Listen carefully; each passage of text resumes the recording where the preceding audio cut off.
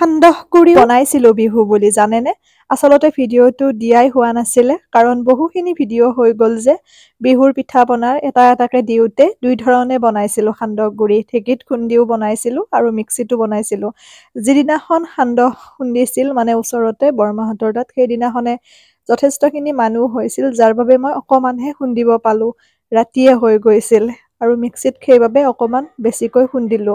কাৰণ যিহেতুকে ধৰি লওক সান্দহটো থাকি যায় বহুদিনলৈ ৰাতিপুৱা জলপান হিচাপেও খাব পাৰি এনেকৈ আমি যেটো উখহা চাউল বহুতে উহা চাউল বুলিও কয় সেই চাউলটো ধুই পেলাই এনেকৈ শুকাবলৈ মানে জৰজৰীয়া হ'বলৈ ৰাখি দিছো তাৰ পিছত এয়া মই মিক্সিত খুন্দা প্ৰচেছটো আগতে দিছো আপোনালোকক এই এনেকৈ ভাজিছো মানে ফুটা পৰ্যন্ত চাউলখিনি সকলোৱে জানেই বাৰু সান্দহ বনাবলৈ তথাপিও যদি কোনোবাই নাজানে উপকৃত হ'ব ভিডিঅ'টোৰ মাজেৰে যিহেতুকে ভিডিঅ' ক্লিপ কেইটা আছিল সেইবাবে দি দিলো মানে নধৰা হৈ যায় মোবাইলটোতো স্পেচ প্ৰব্লেম হৈ যায় গতিকে এনেকৈ ভাজিলো ধুনীয়াকৈ গোটেইখিনি সকলোখিনি দিয়া নাই কাৰণ ভাজিবতো সকলোৱে জানে আৰু বিহু কেনেকুৱা গ'ল আপোনালোকৰ জনাবচোন আহিব দেই বিহু খাবলৈ মোৰ ঘৰ হাজু গেৰুৱাত বহুতে সুধি আছে ক'ত ঘৰ আকৌ এবাৰ কৈ দিছো এয়া এনেকৈ আপোনালোকে ভাজিব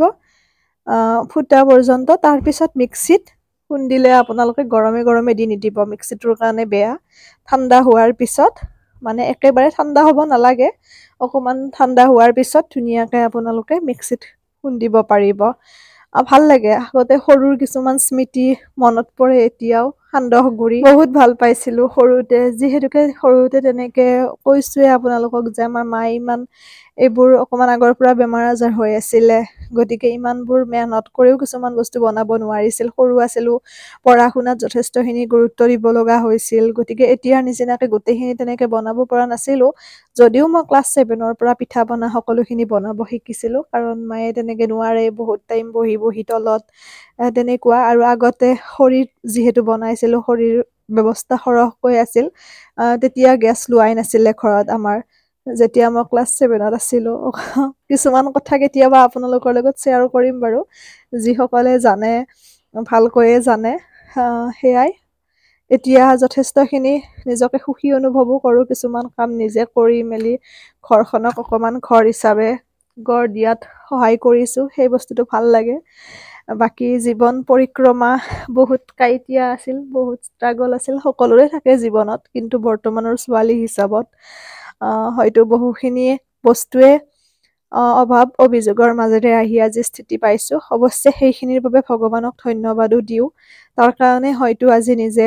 স্বাৱলম্বী হ'বলৈ বা যিকোনো এটা কাম কৰাৰ আগত 10 বাৰ ভাবি চিন্তি কৰিবলৈ শিকিছো সেইটোৱে আপোনালোকে ইমান ভালকৈ নাজানে কাৰণ ভিডিঅ' বনাবও বহুত বেছি দিন হোৱা নাই লাহে লাহে হয়তো আপোনালোকে গম পাব জনাম কেতিয়াবা কিছুমান কথা নিজক ইমান উদঙাই দিবও ভাল নালাগে ছচিয়েল মিডিয়াত তথাপিও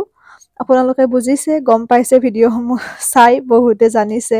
মোৰ ব্যক্তিত্বটো গতিকে সেই হিচাপতো সুখ অনুভৱ কৰো এয়া দেখুৱাই দিছো চাওক কথাখিনিও অকমান পাতিলো লগতে সান্দহ গুড়িৰ ভিডিঅ'টোও দিলো সেই দুয়োটা উদ্দেশ্যৰে ভিডিঅ'টো বনাইছো নহলে ভিডিঅ' ক্লিপ কেইটা এনে থাকি যোৱাতকে ভাল লাগিলে আপোনালোকে যেতিয়া এটা খুব ভাল মতামত দিয়ে বহুত বেছি ভাল লাগে তেনেকৈও মই জানিব পাৰো যে মোৰ ভিউৱাৰ্ছখিনি কেনেকুৱা ধৰণৰ আৰু এয়া যিদিনাখন জুইত মানে ভাজি পেলাই আমি খুন্দিছিলো তাৰো কিছু দৃশ্যাৱলী দেখুৱাই দিছো খুব ভাল লাগে